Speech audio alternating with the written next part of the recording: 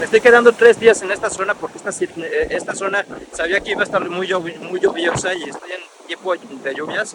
Sabía perfectamente que iba a estar súper inhóspita. Entonces por eso me estoy quedando 3 noches para poder encontrar como un ratito para poder filmar lo más que pueda. Travel Explorer.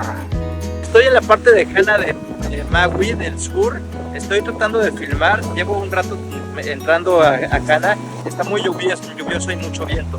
O sea, ahorita no puedo filmar obviamente por las condiciones clima. El proyecto que estoy filmando por todo el mundo requiere que la cámara esté muy firme. En general sí se puede filmar con viento y es bonito ver las olas moverse así como en algunas de estas tomas, pero el proyecto que estoy filmando estoy usando una cámara especial y un tripié especial que requiere que la cámara no se mueva mucho, y es por eso que necesito que mientras estoy filmando no haya tanto viento para que las tomas estén estables. El camino a Hana es una carretera extremadamente bonita, pero la carretera tiene 650 curvas y aunque yo no la percibí tan pesada como algunas carreteras de México, sí fue un trayecto que el primer día hizo que me pare más de 3 veces porque me mareé manejando. Ya después le agarré un poco y creo que la onda es seguir a un local, estar como sombra de él para que te dé paso, te enseñe por dónde. El que se mate va a ser él y no tú.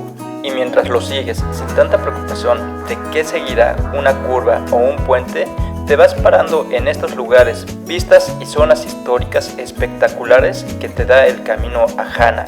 Como siempre, me ayuda a que se suscriban a este canal y que me ayuden a compartir estos videos. Activa la campana para que no te pierdas ninguno de estos videos que estoy publicando.